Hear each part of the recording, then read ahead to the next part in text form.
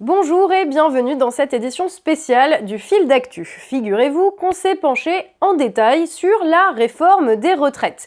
Et on a découvert que non seulement le soi-disant retrait de l'âge pivot est une énorme arnaque, mais en plus que cette loi risque de littéralement ruiner à la fois les retraités et les comptes publics de la France. Et pas dans 10 ou 20 ans, mais dès la minute où la loi va entrer en application. Alors on vous explique tout ça dans cette vidéo. Vous le savez tous, on en a largement parlé ici, ça fait plus d'un mois que la France est prise dans un conflit social majeur autour de la réforme des retraites. Mais depuis le 9 janvier, plusieurs choses ont bougé. D'abord, le Premier ministre a dévoilé son projet de loi à la presse, permettant à tout le monde d'en prendre connaissance. Puis, 2 jours plus tard, il a donné l'impression qu'il renonçait à l'un des dispositifs les plus controversés de la loi, à savoir celui de l'âge pivot. Le problème, c'est qu'en regardant les choses de plus près, en étudiant à fond la question, on a pu se rendre compte que non seulement ce dispositif n'a pas du tout été abandonné, qu'au contraire, la loi est faite de manière à la rendre inévitable, mais qu'en plus de cela, la loi pourrait, dans certains cas, amener à des mesures bien pires, y compris pour les personnes aujourd'hui à la retraite, qui ne devaient pas être concernées par la loi, mais dont les pensions pourraient baisser dès 2025. On va donc vous expliquer tout ça dans cette vidéo, et vous pourrez ensuite juger par vous-même du projet du gouvernement et de sa sincérité quand il prétend accepter la main tendue de certains syndicats. Alors on le sait, on l'a déjà vu ici, ça fait plusieurs mois que la réforme des retraites voulue par le gouvernement est rejetée par les Français, qui la perçoivent, en majorité, comme une dégradation de leurs conditions de vie. Mais depuis quelque temps, il y a un dispositif particulier de la réforme qui est au cœur du traitement médiatique et qui semble faire l'unanimité contre lui, y compris chez les gens globalement favorables à la réforme. Et ce dispositif, c'est ce qu'on appelle l'âge pivot ou âge d'équilibre. Vite fait, l'âge pivot, c'est quoi? C'est un âge, comme son nom l'indique, initialement fixé à 64 ans, en dessous duquel toute personne partant à la retraite se serait vue infliger des pénalités sur son niveau de pension. Si le gouvernement voulait une telle mesure, c'est parce qu'au-delà des grands discours sur l'universalité des régimes de retraite, sur l'égalité, la justice sociale, la réforme des retraites de Macron était également, et aujourd'hui on peut même dire surtout, envisagée comme une réforme comptable destinée à imposer un cadre financier strict à notre système de retraite. Mais le 11 janvier, dans une lettre envoyée aux syndicats, Édouard Philippe a annoncé renoncer temporairement à l'âge pivot. Alors pourquoi? Il faut rappeler que le retrait de l'âge pivot, ça n'a jamais été la revendication majeure des grévistes, qui ne le voyaient que comme un problème parmi d'autres. Par contre, c'était la demande de la CFDT, un syndicat proche d'Emmanuel Macron et globalement favorable à son projet, mais qui voyait d'un mauvais œil que la réforme mêle de grands principes et des dispositifs techniques. Retirer l'âge pivot, dans ce contexte, c'était donc avant tout une manœuvre assez grossière, céder à la demande d'un syndicat ami qui n'a jamais appelé à la grève pour donner l'illusion d'une volonté de dialogue et casser la sympathie de la population envers les grévistes, alors que le gouvernement était jusque-là perçu comme le principal responsable de la paralysie du pays. Et pourtant, on va être clair, dans cette affaire, même la CFDT s'est fait manipuler. Parce que contrairement à ce qui a été annoncé dans les médias, non, le gouvernement n'a pas retiré l'âge pivot de son projet. Si l'on regarde la lettre d'Édouard Philippe au syndicat, c'est écrit noir sur blanc que l'âge d'équilibre, autre nom de l'âge pivot, sera inclus dans le projet de loi. La seule chose qui en est retirée, c'est la fixation de cet âge à 64 ans pour 2027. Officiellement, ce sera aux partenaires sociaux, les syndicats et les organisations patronales de le fixer d'ici avril pour être intégré dans la loi. Sauf qu'en vrai, la loi est faite de telle manière que les syndicats n'auront pas d'autre choix d'ici avril que de se ranger derrière le gouvernement. Et on va même voir que d'ici là, les modalités de l'âge pivot pourraient être encore durcies, et même que ce durcissement pourrait n'être qu'un avant-goût de ce qui nous attend et qui pourrait aller jusqu'à une baisse brutale des pensions dans les années à venir. Alors, pourquoi ? Ce qu'il faut bien comprendre, c'est que le projet de réforme des retraites, le vrai, celui qui a été présenté à la presse, ce n'est pas un projet de fusion des différents régimes dans un souci d'universalité comme ça nous a été vendu. Un de ses principaux aspects est beaucoup plus terre-à-terre que cela, c'est l'équilibre financier du futur système. Je suis déterminé, ferme comme vous dites, sur l'équilibre du système, l'équilibre financier du système. C'est une responsabilité. Il faut revenir à l'équilibre dans le calendrier du projet de loi. Nous allons faire des propositions. Chacun a bougé, mais l'équilibre, le principe Et la façon dont on l'obtiendra n'est pas négociable, c'est indispensable. Pour faire simple, le futur système de retraite, il fonctionne comme une grosse caisse alimentée par les cotisations retraite payées par les actifs et qui servent à payer les pensions des retraités. Et ce que prévoit la loi, c'est que les dépenses du système, donc les retraites versées, ne puissent pas dépasser le niveau des recettes. Donc qu'il ne puisse pas y avoir de déficit, ou si exceptionnellement il y en a un, qu'il soit épongé dans les 5 ans. Cette règle comptable, elle est au cœur du projet de loi. Et si on prend même le projet de loi organique qui va avec, c'est-à-dire la loi qui prévoit la mise en œuvre concrète du projet, on voit que l'obligation d'équilibre financier constitue le premier article de cette loi organique. Comme ça, cela peut sembler logique, cette règle de on ne dépense pas plus que ce que l'on a. Sauf que ça, c'est valable sur le long terme, où effectivement, laisser une dette se creuser, ça peut finir par devenir très problématique. Mais à court terme, cette notion d'équilibre n'a aucune justification. Même un ménage, ça peut lui arriver de s'endetter sur une période parce qu'il doit acheter une voiture ou une maison sans que ce soit un problème. Mais là, fixer une règle d'équilibre à court terme, cela revient à interdire ce qui est autorisé pour n'importe quel ménage à une institution qui a en charge le versement des pensions de tous les retraités de la nation.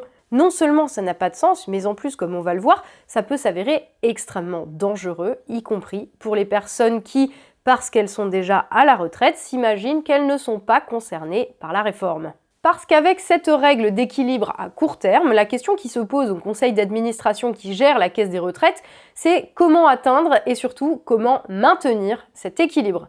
Et là, les modalités sur lesquelles agir sont au final assez limitées. Du côté des recettes, il y a le niveau des cotisations sociales, leur assiette, c'est-à-dire les types de revenus sur lesquels elles sont prélevées, et éventuellement des prélèvements qui peuvent venir les compléter, type CSG. Et du côté des dépenses, les leviers, ce sont le niveau des pensions, la valeur du point de retraite et l'âge de départ sur lequel on peut jouer via l'âge légal, le temps de cotisation nécessaire pour une retraite à taux plein, ou un dispositif comme l'âge pivot. Ce qui, dans les 3 cas, contraint les gens à travailler plus longtemps pour un même niveau de retraite. Dès le départ, les marges de manœuvre du conseil d'administration sont donc très limitées. Mais dans les faits, elles sont en réalité complètement nulles, parce que les grandes décisions d'arbitrage sont prises par le pouvoir politique en place. Là, avec sa lettre, Édouard Philippe a dit aux partenaires sociaux qu'il était prêt à revenir sur l'âge pivot s'il trouvait une autre solution pour que le système soit à l'équilibre. Sauf que le gouvernement a déjà dit qu'il était hors de question d'augmenter les cotisations sociales, qu'il était hors de question d'en élargir l'assiette, qu'il était hors de question de mettre en place de nouveaux prélèvements, qu'il était hors de question de toucher au niveau des pensions, qu'il était hors de question de toucher à la valeur du poids, qu'il était aussi hors de question de toucher à l'âge légal et qu'il était hors de question d'augmenter la durée de cotisation. En d'autres termes, pour atteindre les objectifs fixés par le gouvernement, les partenaires sociaux ont le choix entre toutes les options possibles dès lors qu'ils choisissent l'âge pivot. Et au cas où ils choisiraient mal, le gouvernement peut toujours repasser derrière pour corriger leur choix. Voilà aujourd'hui l'état du dialogue social dans notre pays. Donc l'âge pivot sera bel et bien maintenu, tout simplement parce qu'il est l'outil central prévu par le gouvernement pour répondre à la contrainte comptable au cœur de la réforme. Et cet âge pivot pourra, comme prévu, être repoussé en fonction de chaque plan d'équilibre quinquennal. Mais les choses ne s'arrêtent pas là, et pourraient vite prendre des proportions plus inquiétantes. Parce que, curieusement, quand on parle de la réforme des retraites du gouvernement, il y a une chose qui est rarement évoquée, et c'est son coût. Oui, ça peut paraître incroyable, étant donné que le gouvernement passe son temps à jouer au champion de l'équilibre, mais en réalité, cette réforme risque de coûter très très cher à notre système de retraite. En fait, personne ne le sait vraiment à ce jour, tout simplement parce qu'aussi fou que cela puisse paraître, le gouvernement lui-même n'a jamais chiffré sa réforme et n'a réalisé aucune étude d'impact avant de la rendre publique. Ça sonnerait presque comme une blague, mais oui, on a une réforme qui prétend à l'équilibre financier, mais dont les gens qui l'ont écrite n'ont pas pensé à chiffrer le coût réel. C'est ça la puissance intellectuelle. Bac+2 les enfants. Et le moins que l'on puisse dire, c'est qu'entre les baisses de cotisations patronales, les concessions accordées à certaines corporations pour faire passer le projet et la sortie du système de retraite des cotisations sur les hauts salaires, dont nous avions parlé ici dans notre vidéo sur BlackRock, l'addition risque d'être très salée. Par exemple, le journaliste économique Guillaume Duval estime ce coût à 67 milliards d'euros par an, à une chute de 22% des recettes du système de retraite. Ce qui est très impressionnant dans cette réforme, c'est que personne ne comprend comment c'est censé fonctionner, comment les retraites sont censées être financées demain. Il risque d'y avoir un déficit de financement très important puisque le gouvernement veut aligner toutes les cotisations employeurs vers le bas. La question qui a été posée, c'est à partir de quand pourrons-nous avoir des simulations à titre individuel liées au parcours de chacun? J'ai répondu hier, je réponds encore aujourd'hui, lorsque les paramètres seront au final complètement déterminés et que la loi aura été votée, nous serons bien sûr en mesure de faire des simulations qui seront complètement cohérentes pour l'ensemble des Français. Quand on sait que le Conseil d'orientation des retraites s'inquiète aujourd'hui du fait que le système de retraite pourrait atteindre 17 milliards de dettes cumulées en 2025, on comprend que si ce chiffre n'est pas exagéré, tous les âges pivots du monde vont vite se révéler totalement insuffisants pour maintenir l'équilibre financier. Et tous les grands principes affichés par le gouvernement, type « on ne touchera pas à la valeur du point », risquent rapidement de sauter devant la situation de chaos qu'il aura créée. Et ça, c'est encore si tout se passe normalement, c'est-à-dire si les choses restent sous contrôle. Parce qu'on a dit tout à l'heure que les recettes dépendaient avant tout des cotisations sociales récoltées. Mais le niveau de ces cotisations, le principal facteur qui les détermine, ce n'est pas leur taux, c'est le niveau d'emploi. Dans un système qui est censé être tout le temps à l'équilibre, qu'est-ce qui se passe si d'un coup on a un gros ralentissement de l'activité à cause, par exemple au hasard, d'une crise économique comme celle de 2008. D'un coup, on se retrouve avec une énorme chute des cotisations qu'il faut en urgence compenser. Et là, ce n'est pas seulement sur les promesses liées aux retraites futures, à la valeur du point ou à l'âge de départ qu'il faut brutalement revenir si on veut maintenir l'équilibre. Le seul moyen, ça devient de baisser le niveau des pensions. Jusque-là, la préservation du niveau des pensions, quelle que soit la conjoncture économique, c'était une base, un fondement de notre système de retraite. C'est pour ça qu'en temps de crise économique, les retraités français ont toujours vu leur niveau de revenus maintenu, là où en 2008, par exemple, dans certains pays d'Europe, les pensions avaient pu baisser. Mais si le principe d'équilibre financier prend le pas sur celui de pension garantie, la logique n'est plus la même. Et donc, dès 2025, l'année où ce principe d'équilibre du système universel est censé commencer à être appliqué de manière centrale, malgré les discours main sur le cœur de nos ministres, plus rien n'empêchera de baisser les pensions de nos retraités en cas de crise. Une décision d'ailleurs qui aurait pour effet d'aggraver la crise parce que la chute brutale de la consommation des retraités se répercuterait sur l'ensemble de l'économie et la déstabiliserait encore plus. Et pourtant, ce serait le seul moyen pour un gouvernement de ne pas contrevenir à la loi qui est aujourd'hui en débat et dont toutes les personnes qui sont à la retraite et qui s'imaginent ne pas être concernées pourraient bien en réalité avoir un intérêt à empêcher le passage en force. Voilà, avec cette vidéo, on a donc vu que loin d'être retiré, l'âge pivot était bien toujours au cœur de la réforme des retraites. Tout simplement parce que c'est le mécanisme phare envisagé par le gouvernement pour atteindre ses propres objectifs comptables et que ces objectifs comptables étaient indissociables de la réforme. Mais on a vu aussi que pour d'autres raisons, que ce soit le coût réel de la réforme ou les instabilités qu'elle risque de générer en temps de crise, elle pourrait rapidement avoir des effets néfastes pour toute la société, y compris pour les retraités qui, aujourd'hui, considèrent à raison qu'ils méritent leur retraite parce qu'ils ont travaillé dur, mais qui du coup s'imaginent peut-être un peu trop vite que le gouvernement va les laisser tranquilles. Alors évidemment, d'autres auront sans doute une autre analyse que nous. D'aucuns considèrent déjà qu'en retirant temporairement de son projet de loi la mention d'un âge pivot à 64 ans, le gouvernement a fait montre d'écoute, de dialogue, et que c'est une raison suffisante pour accepter son projet.